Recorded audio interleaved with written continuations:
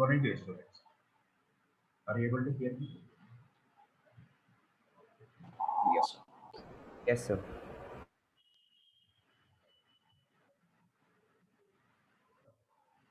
Today's class, let's start with electrostatics.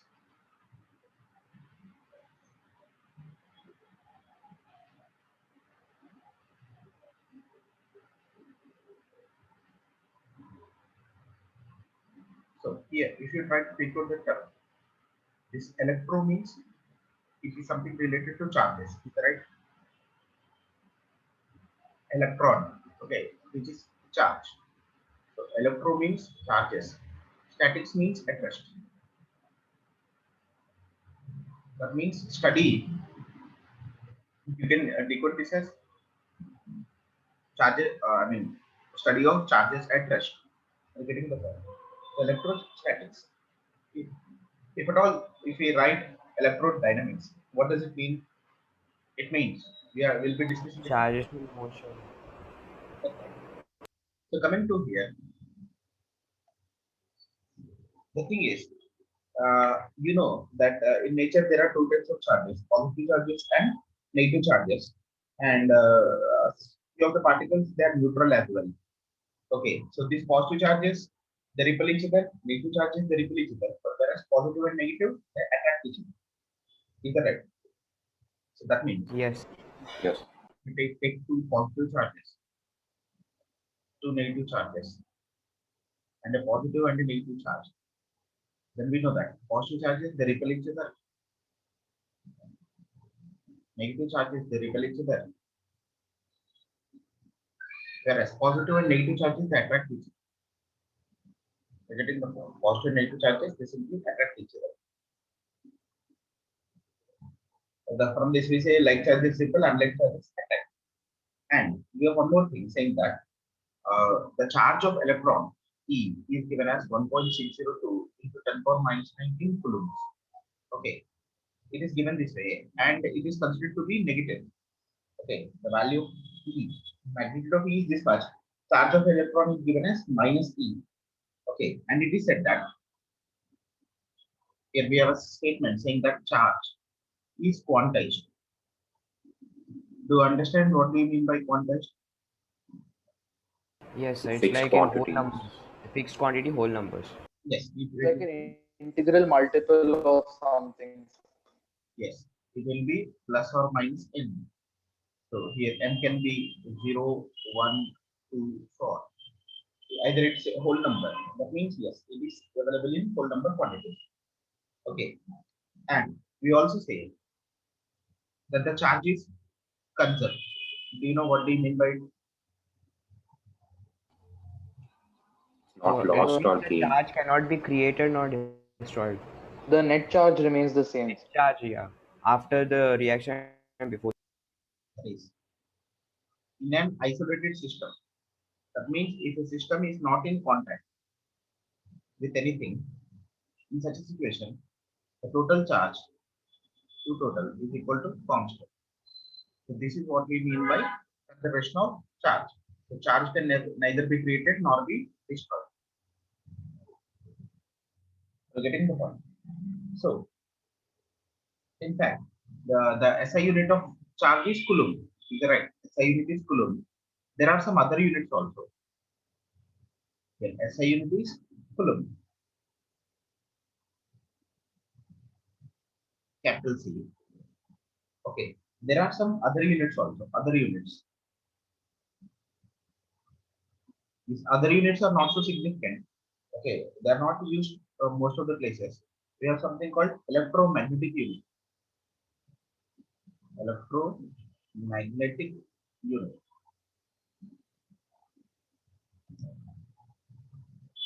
Electromagnetic unit. You write it as EMU. EMU. Electromagnetic unit is 10 coulomb. Okay. Then we have something called electrostatic unit.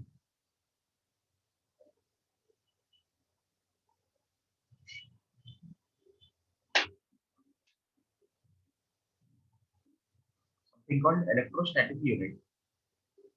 And this electrostatic unit We write it as 1 ESU. That will be 1 by 3 into 10 power minus 9 coulombs. Okay. Or we can say, that 1 coulomb is equal to 3 into 10 power 9 electrostatic unit.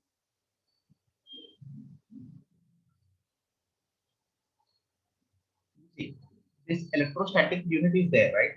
This electrostatic unit is also called as this, or you also call it as stat coulomb. The other name for it is stat coulomb or Franklin also. This electrostatic unit is also called stat coulomb or Franklin. Okay, but in our regular questions, nowhere we encounter this. Until unless you are reading somewhere something else. Okay, so you'll encounter this. But under normal circumstances, we are never going to encounter this. Is that correct? Yes. Now, let's talk about something called Coulomb's law in electrostatic.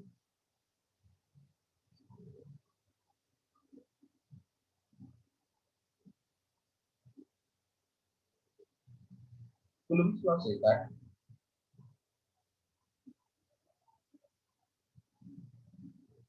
if at all there are two charges, Q1 and Q2, if at all there are two charges, Q1 and Q2, placed at a separation R in free space, placed at separation R in free space,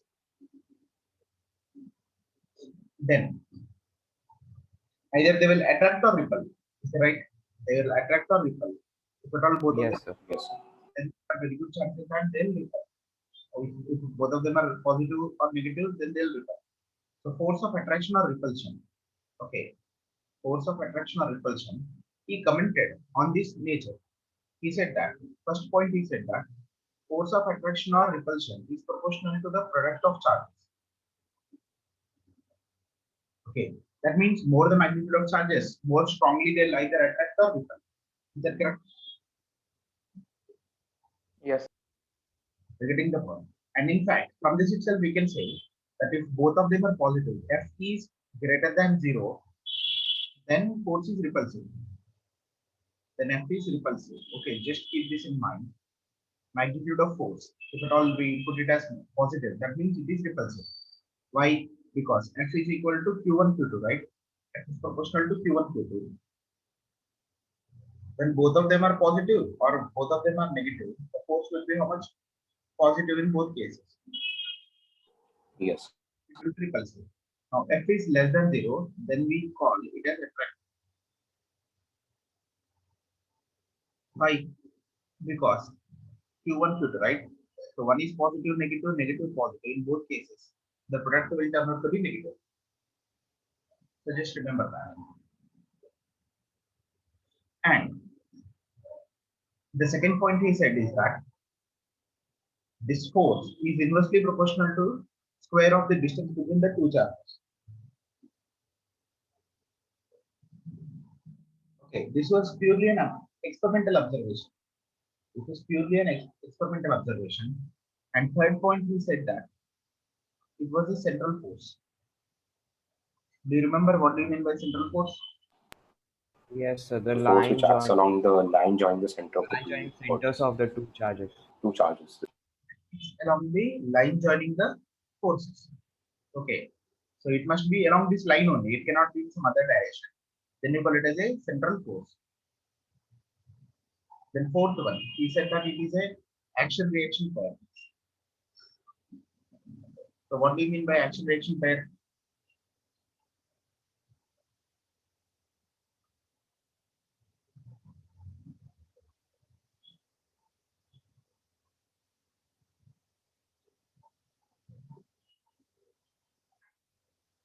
What do you mean by action reaction pair?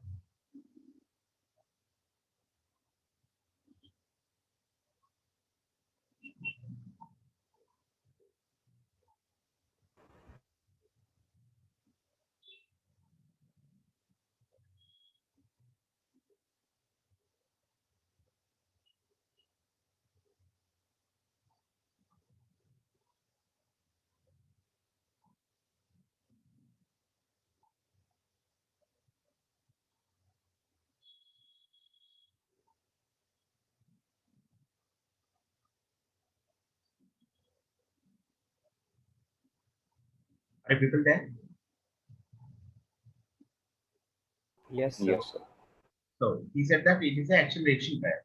Now combining all these points, what we can say that we found that is force of attraction or repulsion is proportional to Q1 Q2 by R square. So if both of them are positive, this will turn out to be positive, or both of them are negative. I mean to say, based on the product, based on whether they are positive or negative, we can comment on whether it is attractive or not.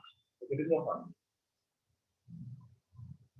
So this is Q1 Q2 Yes, sir. R square. Or if you don't want to if you don't want to include, if you do not want to include the positive and negative thing into the picture, then what you can do is that you can simply put a mods over here. We can say product of magnitude of charge. This way, we can calculate directly the magnitude. We do not worry about whether they're positive, whether they're attracting or repelling. It's up to you. Okay. So to remove this proportionality, what we do is that we put a constant saying this proportionality constant. K. 1 by 4 pi epsilon naught. Yeah, that is 1 by 4 pi epsilon. That's K. Okay, but I have a habit of writing 1 by 4 pi epsilon naught. Okay, so hereafter I'll be writing that one. And this value, okay, this is here. This overall value of 1 by 4 pi epsilon naught. This will be 9 into 10 power 9 Newton. R square will be meter square. By Q1, Q2 will be Coulomb square. Newton meter square per Coulomb square. Yes, sir. Newton meter square per Coulomb square. And this epsilon naught, you call it as epsilon naught, or you can say epsilon zero also. You can call it epsilon zero or epsilon naught. So this epsilon naught or epsilon zero, this is called permittivity of free space.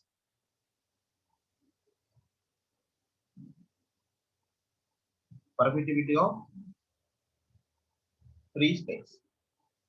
So here you must understand about this term permittivity. Permittivity means it is some electrical property of the medium. Okay.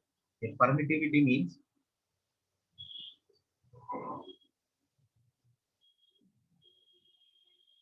electrical property of the medium. Are you getting the point? Electrical property. So each and every medium exhibits some electrical phenomena. Okay, as of now, I'm not sure whether you can understand it or not. It is something like formation of dipoles. Okay, so that thing will do towards the end of electrostatics, the behavior of materials. Okay, but here roughly we'll just say that this is the electrical property of medium. So what is that property? We'll do that towards the end of electrostatics. And coming to here, free space. Free space means no medium is present, not even air. Vacuum. Yes, no medium is present.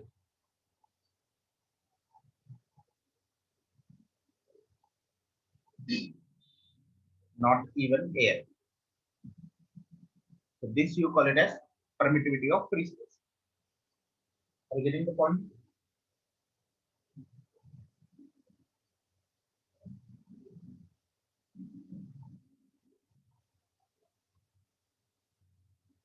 I didn't understand permittivity, sir. It is some phenomena of the medium. What exactly is that? We'll discuss that later. Okay, sir.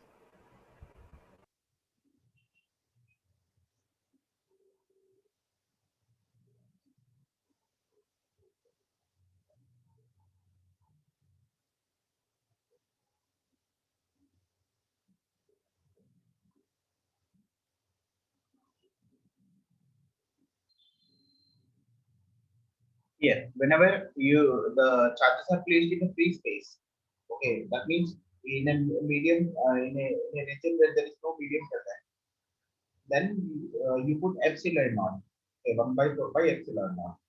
But if at all you are placed that in a,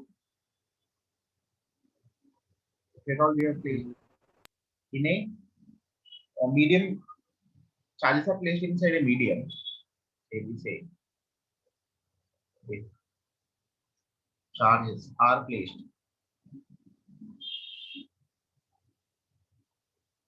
inside a medium, let me write the force of attraction or repulsion is 1 by 4 pi epsilon naught. No, epsilon 0 is not there. Epsilon q1 q2 by r square. Are you getting the point? We will simply write it as q1 q2 by r square. Here expression here epsilon naught is replaced by epsilon. Okay, okay. It is replaced by epsilon. So this is what is called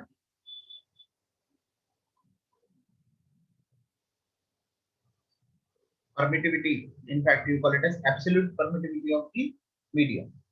This is what is called absolute permittivity of the medium. Absolute permittivity of the medium. Now, if that is absolute permittivity, then we have a term called relative permittivity.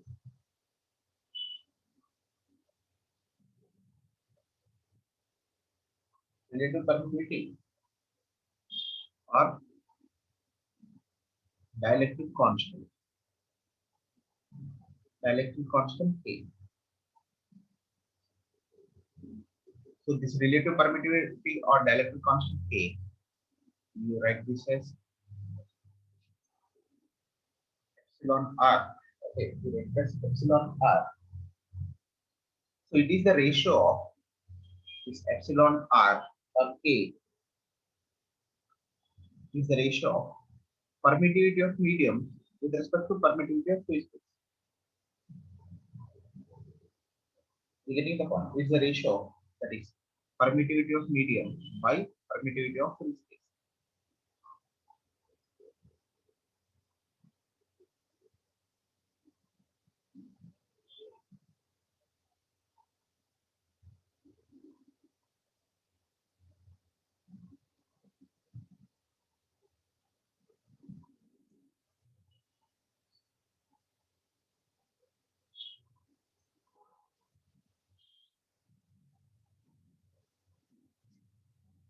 Now, what should be the range of dielectric constant?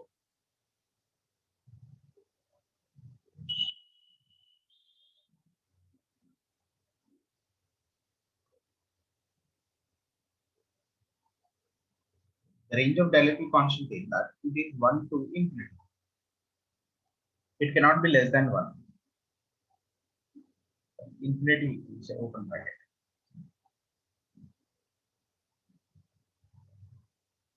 Yes, like was we call you can't have any permittivity less than that of free space. Yes, correct.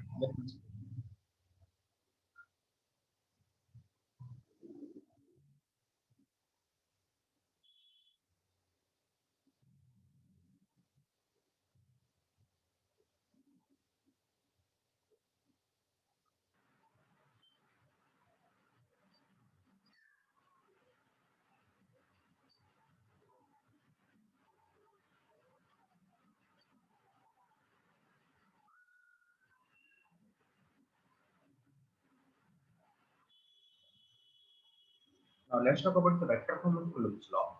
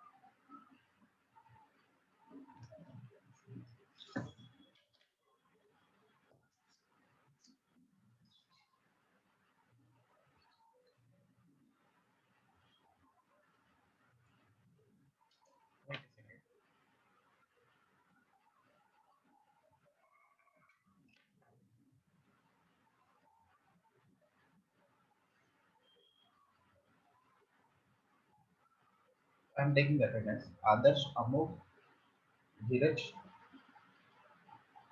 Nachiket,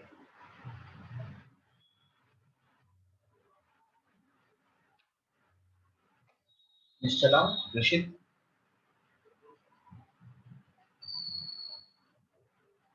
Sumit, Adarsh, Amol, Dheeraj, Nishala, Nachiket, Rishit, Sumit.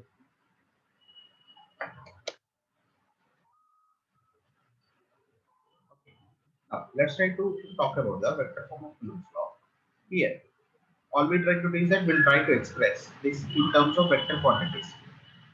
And it's very simple and easy. So assume that there are two charges present over here. One is charge Q1, one is charge Q1. And as of now, let's assume it is positive. Okay. Uh, and let's talk about another charge Q2. Let's say another charge Q2 is present over here. Let's say this their position vectors are R1 and R2 with respect to the origin. So if this is x-axis, this is origin, this is y-axis. Let's assume that this is three-dimensional axis. Okay, but I am drawing it in a two-dimensional plane. This is R2. Now we know that the force exerted by them on force exerted by E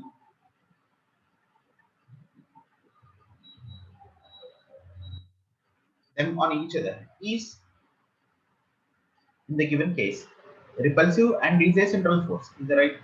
So here, let's say this is the force on 1 due to 2, this is a force on 2 due to 1. Okay, few of the books they write force from 1 to 2, force from 2 to 1. But here, remember my notation. I say force on 1 due to 2, force on 2 due to 1. Are you getting the point? Ref12 means force on 1 due to 2. Now coming to here, if you want to find this value, what do you know? This force will depend on the product of the charges as well as magnitude of the separation between them. So what is Square of this is R1. Okay, this is R2. So I want this distance, right? Here I am calculating force on 1 due to 2. So what let me do is that let me calculate the position of 1 with respect to 2. So this will be the position vector of 1 with respect to 2. Is that right? So from triangle law of vector addition, what we can say R2 plus R12 is equal to R1. So from this R12 is equal to position of R1 minus position of 2. This is position of Q1 with respect to Q2. Now coming to here, if you are interested in calculating force on 1 due to 2, this is force on charge 1 due to charge 2. What should we say? This should be 1 by 4 pi epsilon naught. Let me assume that here I am dealing with free space into Q1, Q2. That's also fine. But what about the distance? The distance is R12 square. R12 square mod. magnitude of R1 Yes, sir. times.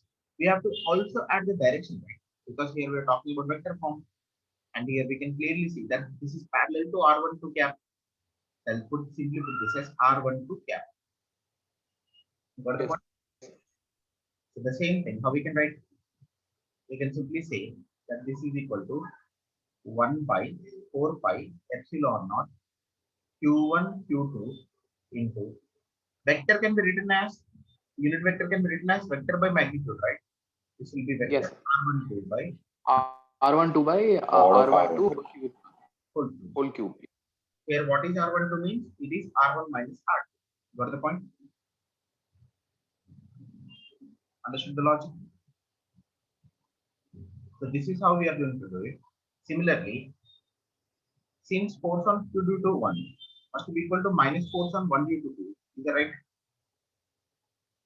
Why? Action reaction pair. Action reaction pair. So this should be Action opposite reaction. So Newton's third law. 4 pi epsilon naught Q1 Q2 by, can I say R21 cap? Because if R12 is to the left. R21 will be towards right. Yes, sir. So this Yes, sir. R21 towards right. I mean to say here, because we should get habituated to this notation, I'm writing in this manner. So this will be 1 by 4 pi epsilon naught Q1, Q2, R21, position of 2 with respect to 1 pi, position of 2 with respect to 1 whole cube. So this is how we are going to do it. 1 with respect to 2 means position of 1 with minus position of 2. 2 with respect to 1 means position of 2 minus position of 1. Got the point?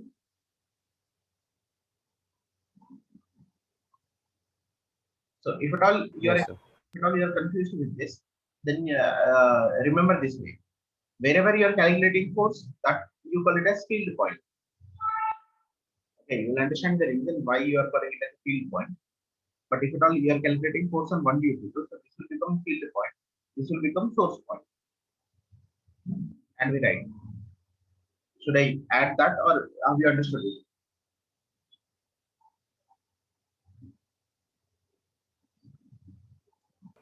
So what did you say? Kill point. Okay, leave it. That is from higher studies. Uh, if at all you are confused, because most of the times force on one due to two, people will get confused whether they have to write R12 or R21. Got the point? So that's how in such situation it will help us easily. What you do is that let's say you're calculating force on 1 due to 2. Then this point is what is called field point. And this one is what is called source point. Source point S, field point F here. So R, we write it as position of field point minus position of source point. And we simply say F is equal to 1 by 4 pi epsilon naught Q1 Q2 by magnitude of R whole cube into R bar. This is how you have to remember it. So field point means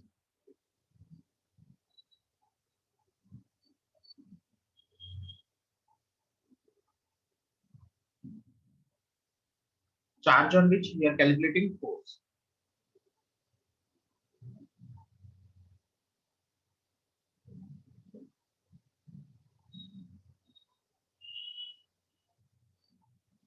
Charge on which we are calculating force. That will be the field point.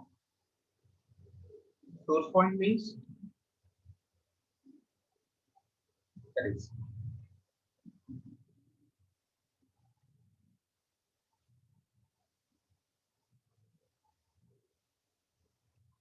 charge due to which The we are force is being calculated. yes, on which due to which we are calculating force. So field point and source point are just two names given. So it's like Yes, just they gave it for reference. if we talk force on 1 due to 2, you see this is force on 1 due to 2. So on 1, on means field point. Due to 2, this will be the source point.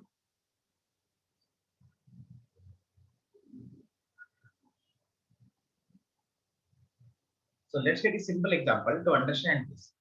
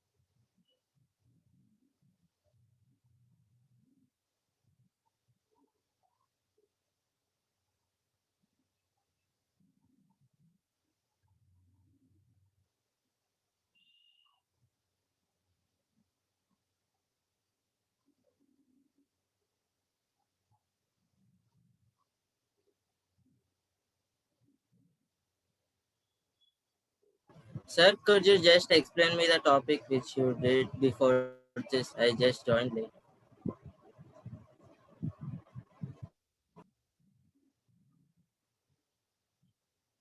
We have spoken about charges.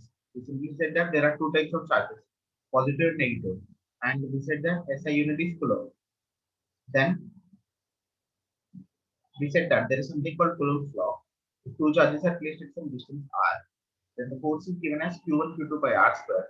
Here we introduce a constant called 1 by 4 pi epsilon r. This epsilon naught is called permittivity of free space. Now, here, what we're trying to do is that we're trying to write the vector form of Coulomb.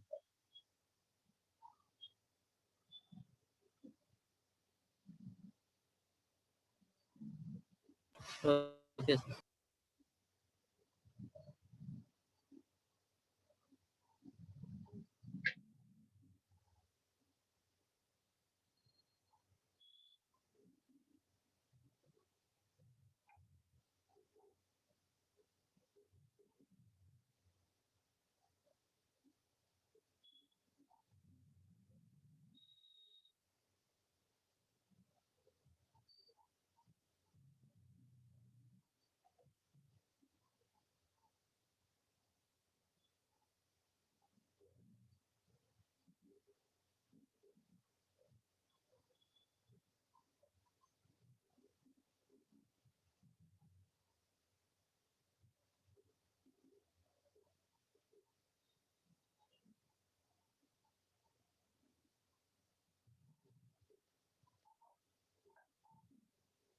Is it done?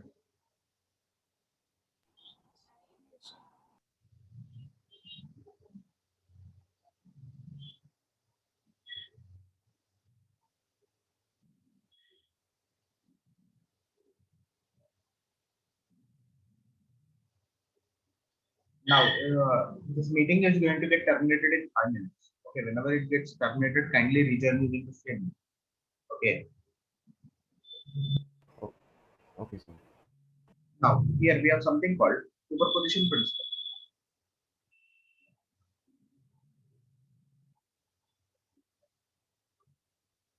Superposition principle. We have dealt with this superposition principle in gravitation also.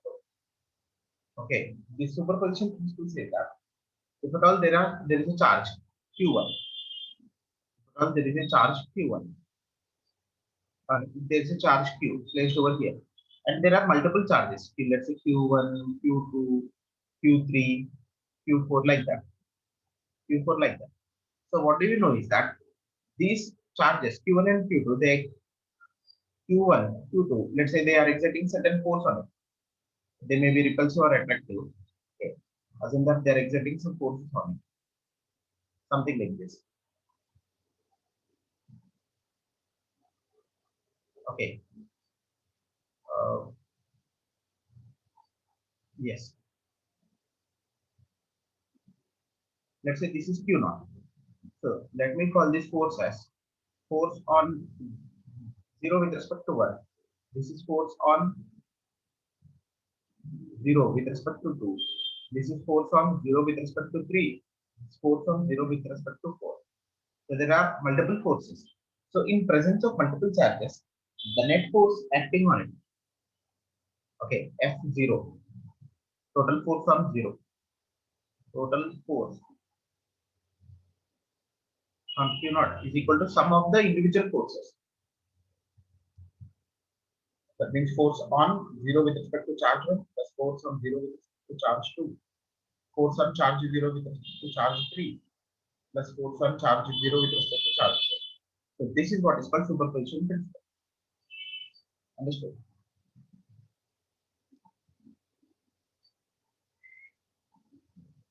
Sir, once can you explain again? He says that force, net force on a charge in the vicinity of multiple charges is simply the vector sum of the forces on the charge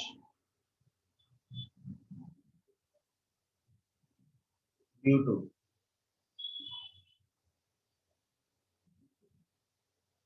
force sum of the forces on it individually. Sir, the FO3 and FO4, I think their direction is reversed. They are pointing towards Q3 and Q4. They should point away, no, sir. What if Q3 and Q4 are negative? I didn't get you, sir. If you see, if these are positive, then they'll repel. If Q3 and Q4 Yeah. are, they'll attract.